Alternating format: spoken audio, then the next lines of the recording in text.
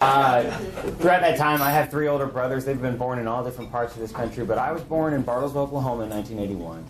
I've been in this state all but 9 months, where I spent my freshman year at the University of Texas and then came back home. My wife and I were actually born in the same hospital. We've been together 19 years now. We have two beautiful children because they look like her. And I worked at the court of, when I graduated from the University of Oklahoma in Norman, I came back to Tulsa because I got offered a job at the Court of Civil Appeals with Judge John Fisher. I worked as a clerk for about 3 years. And part of the big decision about coming back was that my wife wanted to start a family, and I did too. I graduated law school, and she had yet to start. And we thought about where to look around, and my parents were in Bartlesville. My brothers were practicing medicine here in Tulsa and in Bartlesville. My nieces and nephews were all here. My best friends growing up were here. So it was the perfect place to settle down and put up roots. But when we I worked at the Court of Civil Appeals for several years.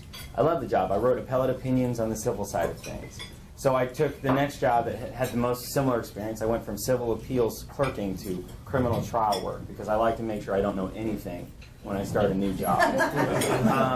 I started at the Tulsa County District Attorney's Office because the judges at the Court of Appeals advised me to. They said, look, we like you here, and I love the job, but being a clerk meant that if a judge retires and somebody else takes that judge's job, you kind of have to hope that new job is hiring you because there aren't a lot of clerk jobs in the city of Tulsa. So their advice was get out, get some experience, then go start your legal career. I started at the Tulsa County DA's office in 2009, and the plan was to be there for 2 years and to get out. But what ended up happening was turnover and an opportunity to do cases I never had any business doing. Back then, the teams were all organized by courts. There were 5 criminal district courts in the county of Tulsa. And the way we organized the office was we had 4 attorneys per courtroom, and the most senior attorney would decide and assign all of the separate cases to each new member. When I got there, I started felonies in November of 2009, and by April of 2010, that month, the number 1, the number 2, and the number 3 experienced attorney on my team all quit. It's not actually that rare of a story in Tulsa County. Turnover is a pretty systemic problem. But having all of those cases fall down on me, I was told by the chief of criminal, look, we don't have time to replace somebody from between now and June. So from April to June, I prepared every jury trial for the county of Tulsa for 1/5 of their dockets. A little bit of a trial, almost literally trial by fire. I learned a lot, and that's not the way I would recommend anybody learn how to practice criminal law. But one of the things that happened there was I got a rape case that I should have been prosecuting drugs. All about how you phrase it, we're being filmed. Prosecuting drug cases and property cases, but there was no one there. So I picked up a rape case and started working on it, and things really changed dramatically at that point. It was a young girl, she was 18, and she'd been brutally assaulted by a gentleman's the wrong phrase, with a lot of history. And in getting that case ready, there were a lot of things I learned. She was an OxyContin addict. She was a teenager. She was difficult to find. And in working with her and trying the case, she picked up heroin in the middle of preparing the case, and I had to get her into rehab. It's a pretty big problem. And sexual abuse is something that affects people in a really complete way, without having a better phrase to put it in.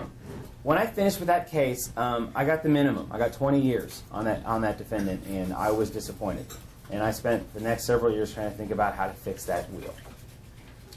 One of the things I started working on was how to work with victims, how to coordinate these cases, how to specialize in the prosecution of these cases. Because quite surprisingly, the most brutal sexual assaults are difficult to prosecute because when you think about the trauma that our victims have gone through, the concept of going into a courtroom and confronting your aggressor with no guarantee of anything other than we'll stand by you and ask questions is really disquieting for a lot of people. And so we worked on that. One of the very first things I did was starting to talk to victims, was letting them know, and it was kind of novel, to let them know you don't have to do this. This is completely your choice. This is up to you. The empowerment people get from understanding it's their choice is overwhelming. Oftentimes they'll stop, and this is my favorite part of the interviews, they'll stop and they'll say, I don't want to do this, which is really natural. And then they'll say, but I don't want this to happen to somebody else. And anytime a 14-year-old runaway girl tells you, I don't want to have this happen to somebody else, and she's going to go through the war of going to jury trial, you're in. It's your job now to commit to make sure if she's going to help your community, you're going to help her.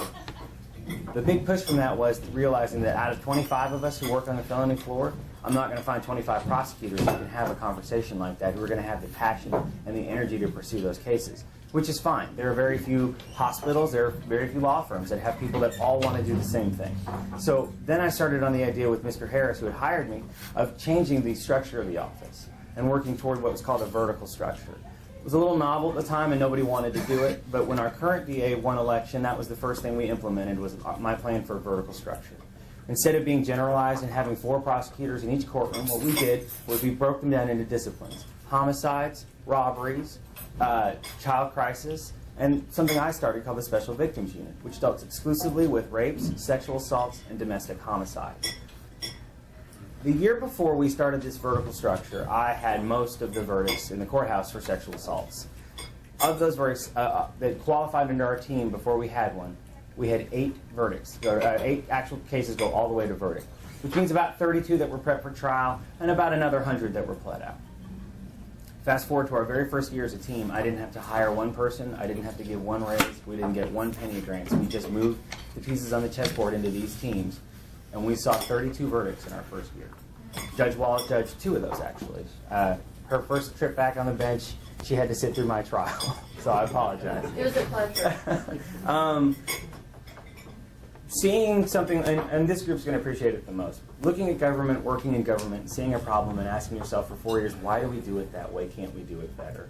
And then seeing it happen is like a narcotic. I mean, the ability to change things without wasting taxpayer money, without over-exacerbating our resources, and just dedicating it in a more focused way was refreshing. And the opportunity to see that change, we saw homicide verdicts go up, we saw robbery verdicts go up. The quality of prosecution the county's getting out of their jury trial verdicts is better than it's ever been right now. And I take credit for some of that. Organizing those teams was very important. But on top of verdicts and on top of assigning teams together and coordinating, the other thing we were able to do in this environment of justice reform was pass 2 laws. The only 2 laws in the past 10 years that have increased punishments for defendants. Now, you're about to hear me talk about a component of reform and about how I do believe our prisons are overpopulated.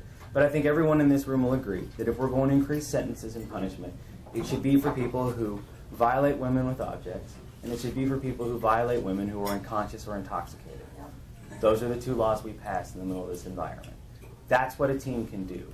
Prior to this, I never even thought an assistant district attorney could have anything to do with legislation.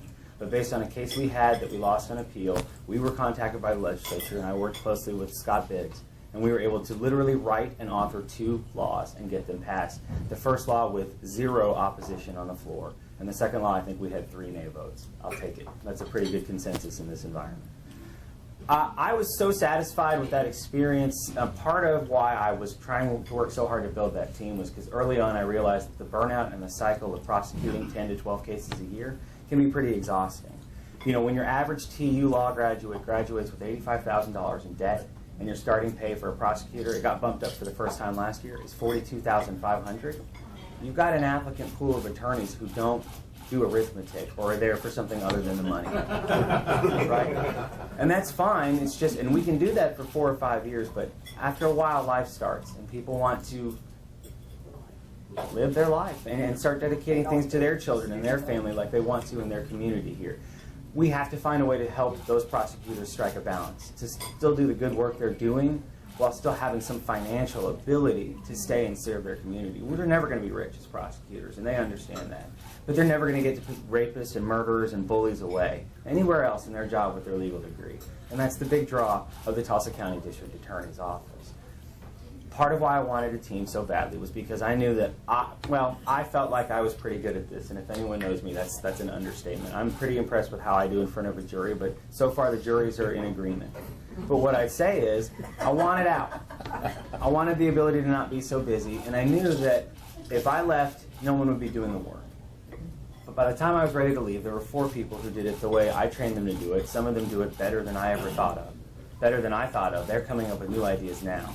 You know, we've passed 2 laws. It's ready. I'm ready to go. I'm ready to leave this work. And so last April I left and I started my own practice. And it's been really, really successful. I've been very pleased with the fact that I'm working half the time and getting I'm doing well Twice the financially. pay? Twice the pay easily. In fact, this will be a pay cut if I'm lucky enough to win. And that's okay. But that was definitely something we had to think about as a family. So why am I running? I mean, I've been out for a year. I get to drop my kids off for school, except for this morning when I meet with fine folks like you. I get to pick them up at ballet. I get to spend time with them. I don't fall asleep in movies anymore when I sit with them. Right? That part is really great. So in about February, somebody approached me and said, look, and all of you in this room know there's some concern about how the district attorney's office is being run. And someone asked me would I consider running. I initially laughed it off. I said, I'll get you 3 names of some people I think would be great, but I'm doing just fine. When I went home that night, though, I started to think about it, and I did the thing that you're not supposed to do, which is what would I do if I had the keys to the car? How would I change things? And what problems am I seeing? And the thing I settled on was this. That case in 2010 that I got, that very first rape case, in 2015, the victim, her name was Jamie, went into Women in Recovery because she picked up a case that involved harm to a child that someone else had done. She lied about it, which is what you don't do as a mom. But shockingly, after 5 years of heroin use, she wasn't exactly a well-collected person. When she picked up that case, she was prison-bound. So I went down, and actually Mr. Coonsweiler and I both did because we tried her case together, and let the people at Recovery and Alternative Courts know that this person is coming in and she's going to get into the Women in Recovery program because we knew her history. That same year in 2015, her rapist got 18 months of liberty back from the governor and from the Department of Corrections when they reduced the mandatory minimum sentences for all rapists, all murderers, and all armed robbers by 7% to save money. So we are living in an environment, an economic reality, where my victims are going in and their rapists are coming out, even while their victims are still dealing with the trauma and they're still in crisis. That's wrong.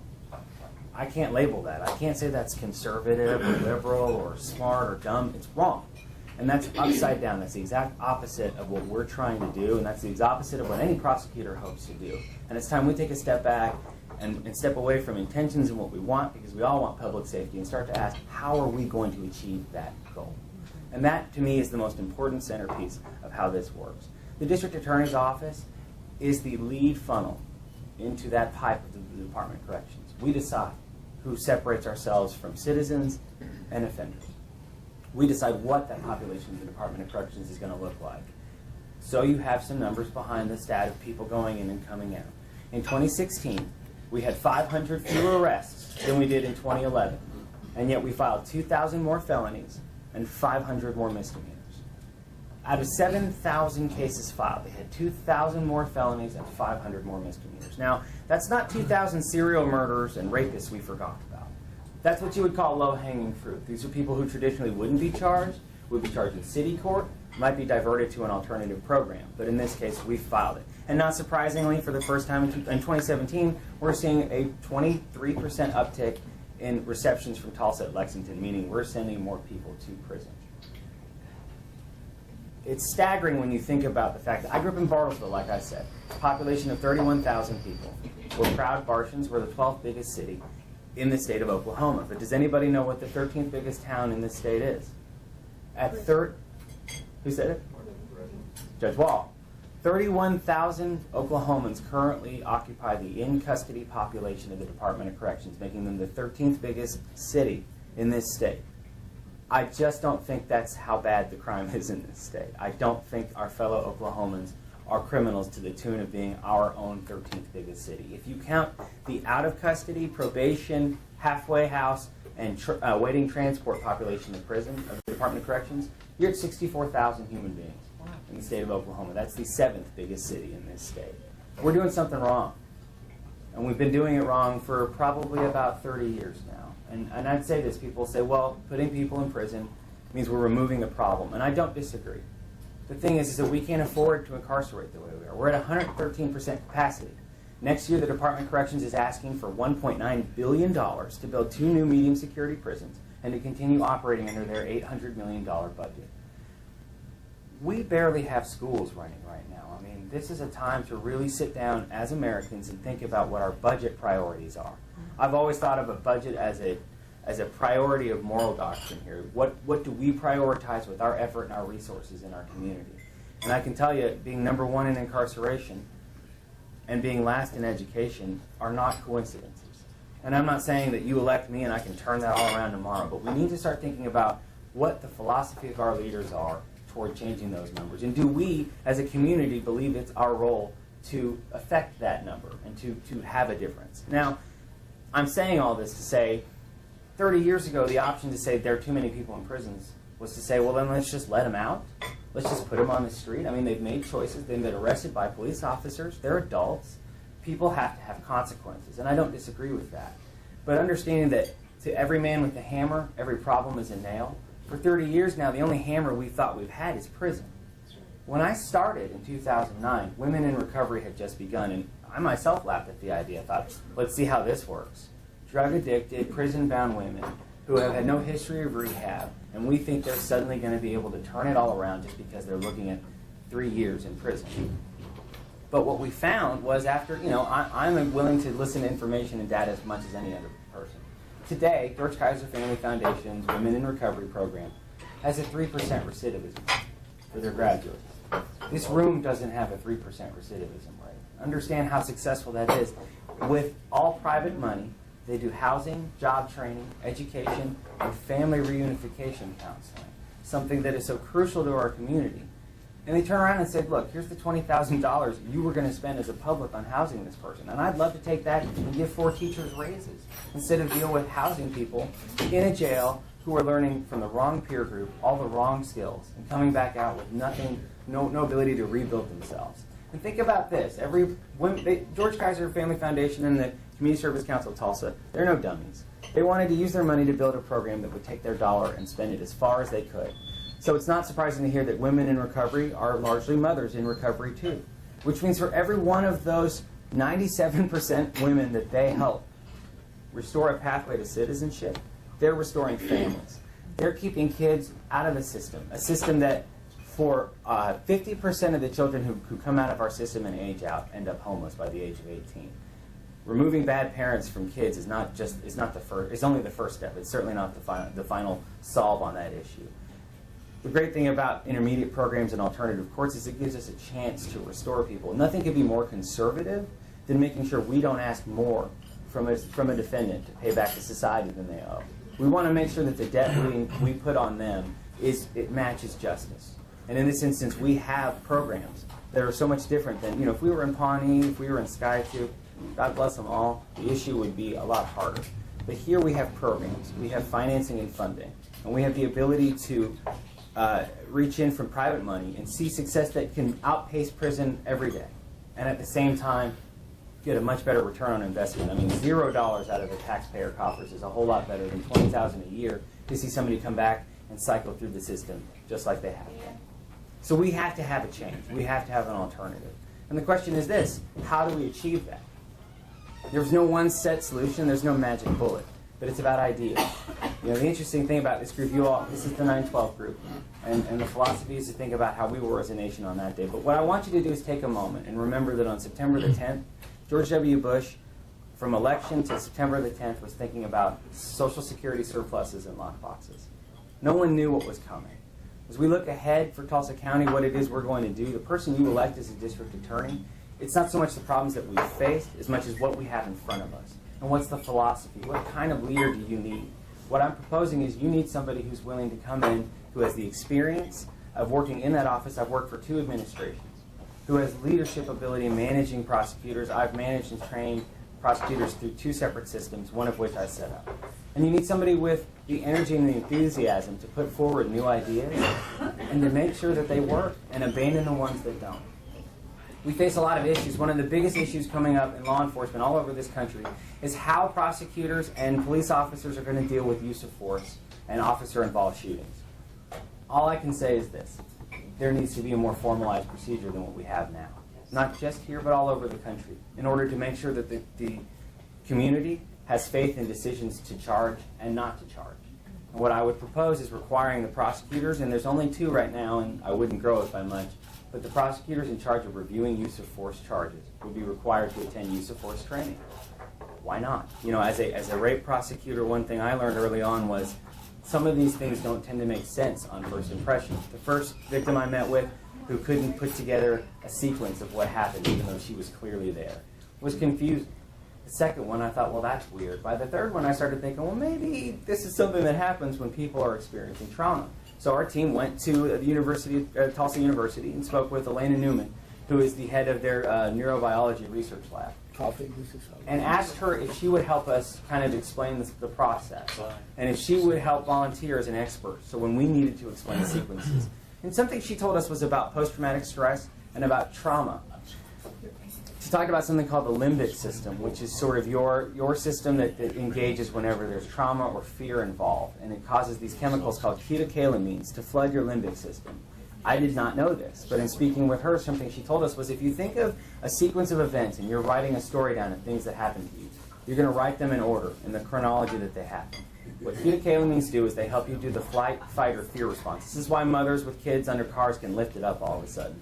But one thing that happens is your memories don't get formed the right way. The limbic system floods, this is a lot of science, floods the frontal cortex. And basically, if you took those cards in the story sequence you'd written down and thrown them up in the air and reshuffled them, that's what it'll look like.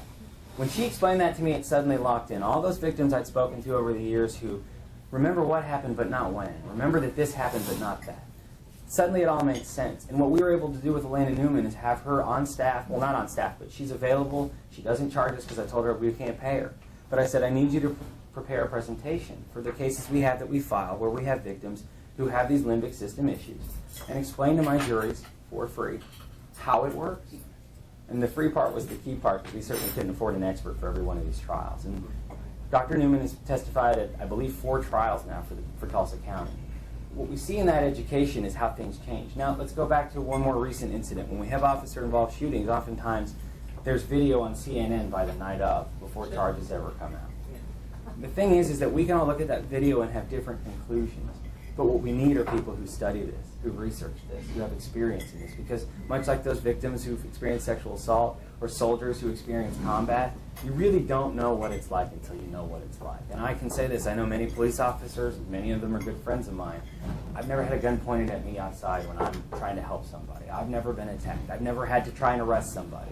And what we need to do is have a bit more understanding of what happened. Because although officers make mistakes, they certainly do, and from time to time, unfortunately, they need to be charged. If we have the training and experience that's necessary to review those cases, when we make that decision to charge, then we're more prepared to meet the defense in court. We're more versed in use of force, so we're able to meet whatever challenge they have to our evidence. And on the opposite side of that, when we have that information and that knowledge and that experience, when we review those charges, we're more able to decline charges with confidence and say, look, we can't either win this, or we have issues with how this was done, or we don't believe there's a crime here. But in order to make those decisions, it can't just be how I feel. And you all have experienced this. We can all watch the same video and each have a different impression of what happened or what should happen.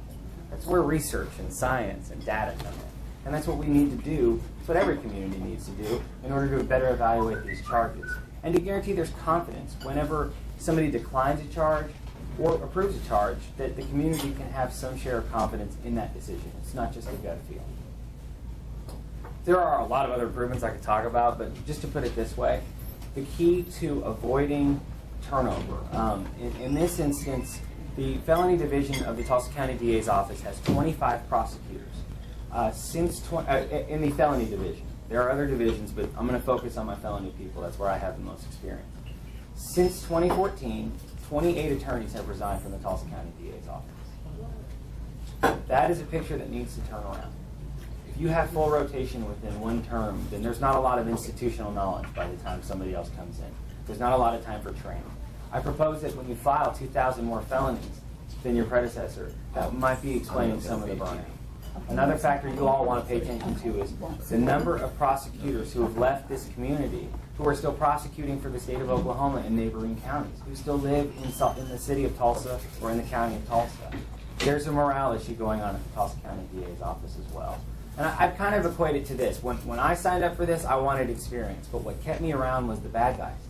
I love the idea of using a courtroom in the American justice system to take people who prey on immigrants who don't speak English well, who prey on women who don't have, who aren't well heeled, who prey on random people based on opportunity.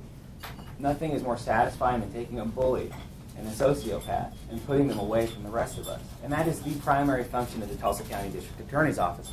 Make no mistake, I'm talking about the population issue. But the key is to focus on how to get those offenders, who are not those criminals who need to go to prison, away from the district attorney's office and toward other programs that can help reestablish people on the pathway to citizenship. Because not surprisingly, when you have prosecutors who are meat eaters, for lack of a better term, who want to be there, who want to go to trial, and who want to secure big verdicts on people who deserve them, they don't need to be paying attention to petty crime. It's not a good thought process for them, and they do tend to over-recommend. We want to make sure people are educated enough to find the alternatives so they can focus. The Department of Corrections is a hotel. It's what I've always told my prosecutors I train. And it has a certain number of beds. That hotel does one thing well, and that's keep bad people away from the rest of us. It is not a drug rehab facility. It is not a mental health hospital. But surprisingly, it is the #1 provider of mental health in the state of Oklahoma. Now, I don't know about you, but if every time I wanted to build a hospital, I had to build security guards, towers, walls, and bars, by the time I got around to spending on therapy and doctors, I bet I'd be out of money.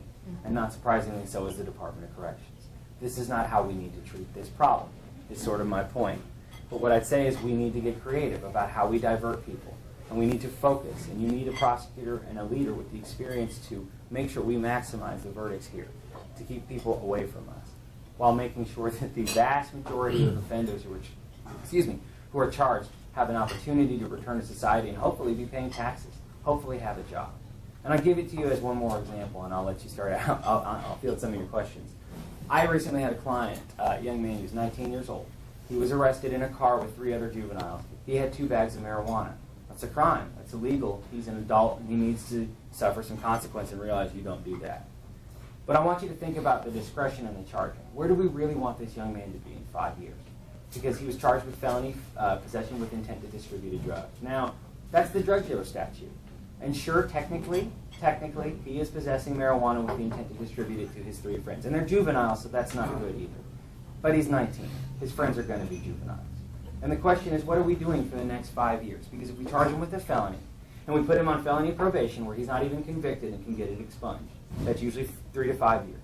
So for the next 5 years, even though he's on probation, even though he's not a convict, every time he goes to look for a job, his job will see a felony come up on OSCN. He's not eligible for federal funding for a scholarship. He's not eligible for financial aid. He's not eligible to enlist in the military and serve this country. And so we're asking him from 19 to 23 to make a decision without any real opportunity, not to mention the fact that his lawyer charged him to represent him, that he's got legal fees, he's got court fines of over $4,000. Now, envision in your mind how many people you know at that age who had that kind of money ready. I'm not saying he doesn't have to suffer his consequences. He does. And he needs to see how bad this can get. Ultimately, he had to hire an attorney who talked it down and pled it to a misdemeanor. Good for him, and that's the right result. But why did he have to pay a bondsman for a felony charge? Why did he have to get a quote from me that involved a felony charge? Why did he have to be exposed in a way that if he pled the case and said, I'm guilty, but I just disagree with the prosecutor about the nature of the charge, is he stuck with the felony? We need to start thinking about not what we can charge, but where we want this offender to go. If my goal for that 19-year-old is for him to get a dose of reality and a very severe sense of punishment, then we lay out a plan that makes sure his probation can be onerous on him, but not so burdensome that he can't pay his fines, that he can't get a job, and that he can't contribute to our society. If at the end of the day, we're sitting there with charges and trying to decide where we should go with it, I think culturally you'll see a huge shift in the Tulsa County District Attorney's Office. Remember, I am the one guy who's increased range of punishment for certain offenders in this state. What we need to do is not to ask how many more people can we get in, but who do we want in there, and how do we keep them in there, and do we have the alternatives to make sure that we're keeping society safe in a better way. I've been around this county I've been walking around this county for 3 months talking to people about this, and the one thing I've told everyone is if we took 100 offenders and we categorize them from most offensive to least offensive, I don't care what your religious beliefs are, your political beliefs, we're going to all come back with the same list because we all think that petty larcenists are not nearly as dangerous as serial rapists. And we would all have the same 100 people. Now, we may disagree on what should happen to them, but that's okay because the Oklahoma legislature has kind of confined us to what we should do. What everyone in this room needs to realize, and this county needs to realize, that out of those 100 people, we've budgeted to house this many. We've budgeted to divert this many, and we have not budgeted for this last group, the people who are the least offensive. And if we're not smart about realizing that truth, what's going to happen is what's happening now. The least offensive group is going to start going in, and the most offensive group is going to start to come out. And then you might ask, why would the Department of Corrections and Governor Fallon do something so crazy as reduce the mandatory minimum sentence for rapists, robbers, and murderers? Money. It's as simple as money, and nobody's doing it on purpose. But if you're an accountant at the Department of Corrections and you're asked to make sure we save money, we cut the budget, then you're going to look at your most expensive beds. Your most expensive beds are high security. Your most expensive beds have people serving longer terms. No surprise, because 12 people said, please go away for a very long time. Your most expensive beds, when people stay for a long time, they tend to get in trouble. They tend to join gangs. And by the end of it, they tend to have health issues that the Department of Corrections would rather not pay for. And think about that for a moment. They let our most violent offenders out early because they thought, well, if they die in an ER, it's not on my books. Ladies and gentlemen, we still pay for it. We're still footing the bill for medical care for people. So why not do it for the most dangerous when they're so far away from us and the rest of us are still safe? What I'd say is this. I understand their philosophy. If you go to the minimum security beds that we're populating right now, if I can get 3 able-bodied people who get a 5-year sentence, which really turns into about 4 months of custody, then I can turn 3 people out of 1 bed who won't be there very long to get sick, who won't be there long enough to get in trouble, and who are young and healthy enough that 4 months from now when they're out, I can replace them with somebody else. That is pure profit, and that makes your budget grow. But what we're doing is at the cost of 4 able-bodied people, we're knocking them out of the workforce, we're knocking them out of the community, and we're only doing it for 4 or 5 months at a time. What purpose, if anything, is that serving? Like I said, we have a unique opportunity here. The district attorney stands at the front of the pipe. The Department of Corrections on the back end. If we spend the next 4 to 8 years concentrating on how we populate that population and how we divert and find programs, and not just ones that exist like Women in Recovery, but we show enough success that we can go back to these service providers and say, okay, how about a Fathers in Recovery? Because last time I checked, kids do better with 2 parents. How about other programs, alternative programs to help younger kids? How about programs to help shoplifters who have drug issues? Things that we can grow with money that's interested in investing, as long as we have a prosecutor and a DA who's willing to engage with those members of the community and take some risks to make sure we're all safer and we spend your money better, that you get a better return on your taxpayers. My name is Ben Fu. I'm running for DA.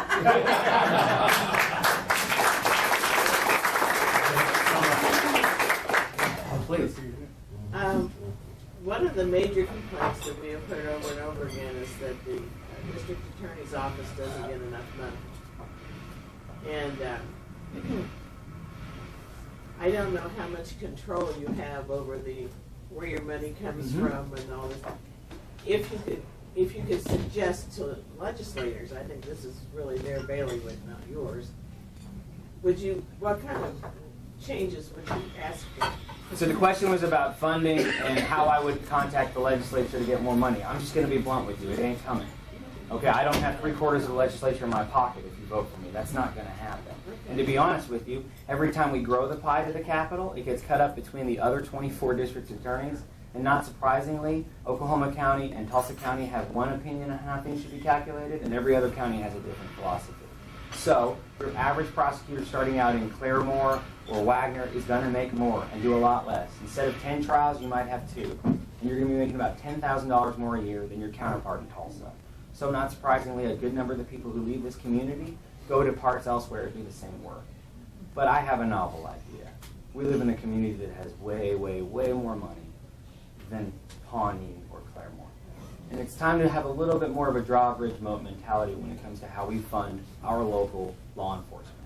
One of the ideas I proposed years ago, it wasn't adopted, but I met with some financiers. One thing we need to do is invest in our justice system. Your average prosecutor and public defender is trained for about 2 years. Gives you about a year of good work product if they're quality, and then leaves to go find greener pastures. We got to turn that cycle around. One thing I think we should do is walk hand in hand with the public defender, and I have been saying this for 4 or 5 years now. And go to these service providers and say, look, your average homicide in this county is tried by 2 attorneys with a cumulative less than 7 years experience. Okay, that is bad for victims. That's bad for the defendant. That's bad for the justice system. And what I would ask these providers to do, and I've had a lot of positive reaction in the past couple months, is say we need to fund a longevity program. That program would need to require bumps for both parties, because we're not talking about more prosecution or more defense. We need better lawyers with more seasoned experience to work together, because if we're doing it right, we're all actually pulling toward the same goal, which is an appropriate resolution of every case. more experienced people on both sides mean more predictable results. And if we could find a way to structure it, I'm not saying, hey, I'm not going to George Kaiser or Bert Holmes and saying, just give me some money for my friends. The philosophy is we have a structured longevity program that allows for a small bump on your third year, a bigger bump on your fourth year, and an even bigger one on your fifth year. So that by year 6, if you're crazy enough to stick around, you can come back on my budget, and we can keep you around. I mean, that's a career prosecutor at that point. If we can take the turnover page from the average 2 years now to 4 or 5 years, the amount of money we save in training, in education, in workload, killing 2,000 unnecessary filed cases, and being more aggressive and efficient with what we are prosecuting is going to see returns all day. The dirty secret is I don't want a public defender or even an opponent who is less qualified than I am, because the first time I saw Max Exodus on the other side, we were licking our chops thinking this is going to be funny. It was a disaster. When you have newer attorneys working cases, they're more afraid to engage, they're more afraid to poke at the evidence, and they're afraid to litigate. Suddenly, you're asking for 20 years, they're asking for 3, and you're going to trial on something that should resolve for 15 or 16 years. They'd rather have a jury do it than explain it to their client. That's understandable when you're young. It's the same thing for DAs. You don't want to tell your victim who's going to be upset that, I'm sorry, but this is not going to get this resolved in front of a jury. Instead, you go to the jury and let them decide. Well, 12 people have things to do that week. The court system has things to do that week. We don't need to be occupying those courtrooms unnecessarily. So a longevity program is one example. I'll give you. Are you talking about starting a foundation or Yes, something? I'm talking about starting as many as we can for multiple reasons. I'll give you another suggestion that I'm blown away that we haven't done this. There is no Tulsa County VA Alumni Association. That shocks me. The very best attorneys in this town have all gone through that system, have all had a moment to be there. It used to be the springboard for the biggest talent in this legal community. It no longer is. There's some pretty frayed relationships between the DA and the private circle, mostly because rightfully they're afraid they're going to keep losing people to the private sector. I propose a DA who's brave enough to understand I'm going to keep losing people to the private sector, so how do I make that work?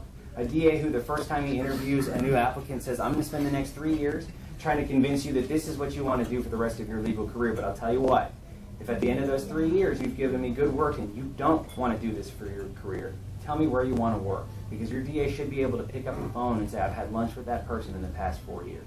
That is the job of the leader of that office. The other thing, DA Alumni Association. If any of you, who knows any prosecutors personally in this room? Okay, well then you might know, we are like a giant high school. The problem, every year we hire people who come from past the bar in the spring and in the fall. And even in the office they call it classes, because every year, they'll hire 4 or 5, and after a couple of years, 2 or 3 will stick around for that core group, and that's kind of that class. And we carry grudges forever. We hate the people who came before us. We can't stand the young people who came after us. If you got the successive 30 years of district's attorney on a golf course once a year, put them in carts where they could hate on the people in front of them and hate on the people behind them, throw a handle of Jack down their throats, you give them cheapsteak at the end of the night, you walk up to them and say, Ben, how would you like to help an attorney, a prosecutor, a young version of yourself that you didn't have? You're walking out of that room with at least one prosecutor's salary by the end of that. Every year. That doesn't exist. There's no alumni association at all. Right now, the way a prosecutor leaves that office is he or she finds a moment on the docket when they don't have a busy day. They set up a dentist appointment, and they go interview with one of the same 3 law firms in this community. Good law firms, but they're getting a great deal because they have people who they're talking to who have nobody on their resume. Because they know if they put those names on that resume, their boss is going to be screening them at the end of the day. They go in and they don't get it's not a good marketplace position for them to be in. And they bargain with the same 3 or 4 people. Well, I don't know why we don't just acknowledge that reality and work with those law firms to say, let's just set it up in a way that makes sense for everybody. Those law firms will be grateful long term, and so will those attorneys. So what you're doing is you're just providing on-the-job training for the people to go to the... What I'm doing is, and it's always been on-the-job training, what I'm doing is trying to find my core group of truly crazy people. You have to ask yourself, who in the world takes a job that's underpaid, overworked, just so they can tell 40 people what to do and be told they're smart and good at the end of the week? That is a special... Teachers, that's a good one. That's how many teachers? I didn't say that. I used to call it the parent problem. I think who is so broken that they need other people every week to reassure them that they're good? And it's parents. As I walk through those offices, everyone's got a mom issue or a dad issue. Sometimes the really good ones have both. You need to find a certain person who prioritizes public service and community good over their own financial gain, or who are structured in a way that they can do that. And so I'm never going to be able to recruit those individuals. It's impossible. What I do is catch as catch can and prune weeds. If people are not working out. In a government office, the problem with it is because the pay scale is transparent and because workload never stops, you tend to get really bitter when people aren't working because it means you're working their job. The idea is to prune the weeds. Morale stays up when you make sure that everyone there is pulling on the same side of the rope. That means people who aren't working, you find a way to transition them out politely and courteously. But the people who are, you absolutely nurture and you build them up in your culture to make sure they're doing the right thing. I want to ask him one question real quick, Tom. He's getting ready to give you the hook. Yeah. The one question I wanted to ask you is, one of the things that we find so frustrating is when school districts use their resources to promote a political agenda or a politician or a bond issue or whatever. And according to our law, they're not supposed to be able to do that. However, when we had approached the Attorney General about it, it's been told that that's a district attorney's, that's your responsibility because it's your district, so to speak. So my question is, if we were to find that these school districts are doing this, and you have proof either through emails or whatever, would you be willing to approach them and do a cease and desist or whatever, because that's improper use of taxpayer funds? That's a new one. Oh, no. That's You've a new never one. heard of that? No, what I'd say is this, because what I'm familiar with is the 501c3 enforcement. When you have a church or nonprofit organization do an event or promote a political politician, the way the mechanism the government uses to regulate that type of speech is the IRS, is your tax exempt status. I am not familiar with the mechanism for prosecuting schools. That sounds, I don't know I'm sounding like the Attorney General, that really does sound like a federal issue. As far as expression of speech, the limitation of Title it. 26. It's Title 26. using state funds, it's To using... influence the outcome, influence the vote of the Right, voters on the public. it's a use of state funding to be able to, or even federal, I mean, whatever funding that they're using. Sure. But they've got access to all the emails, so they can send emails. They've got, they can tell the kids, they send papers home to the kids Flyers and on say, counters. I'll make sure. make sure you tell your mom to get out and vote yes or vote no or whatever. But all I'm asking is that if in fact it is a district attorney thing, would you protect the taxpayers?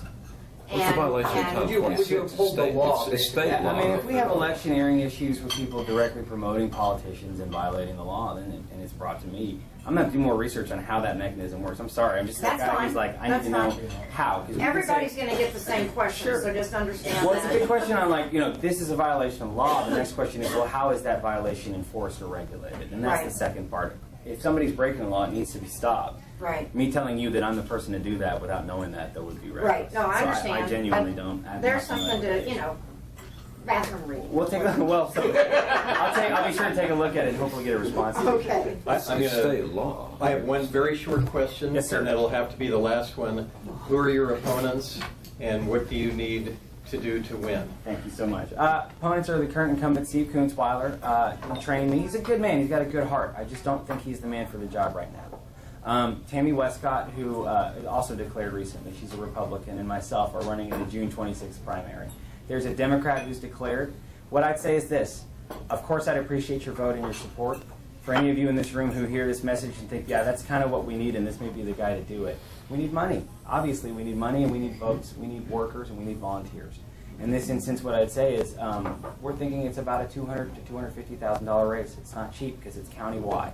It goes from Broken Arrow over to Sand Springs. It goes from Owasso all the way down to Bixby. So we got a lot of ground to cover.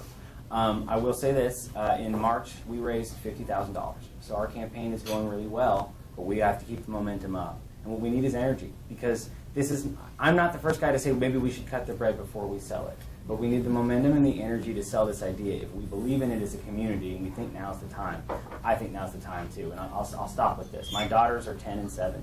They both go to Zero International Public School. My daughters say they're both brilliant. And in about 4 years, my oldest is going to start asking me, what's this college thing and what should I be thinking about? And it breaks my heart to know that as her father, who doesn't want his grandkids to be using Blake Shelton's textbooks too, my answer today is as far away from here as you can get. Hopefully the same coast as your sister so that we can retire somewhere and see you both. I hate that. We chose to stay here 12 years ago when I came in, and we decided to put down roots here. You know, and now I look back at this community and I realize 12 years later, my parents have left. My brothers are all gone. My best friend from high school. All the reasons we came back, they're gone. And where are they? They're in Texas and California like everybody else. And I'm tired of it. I'm tired of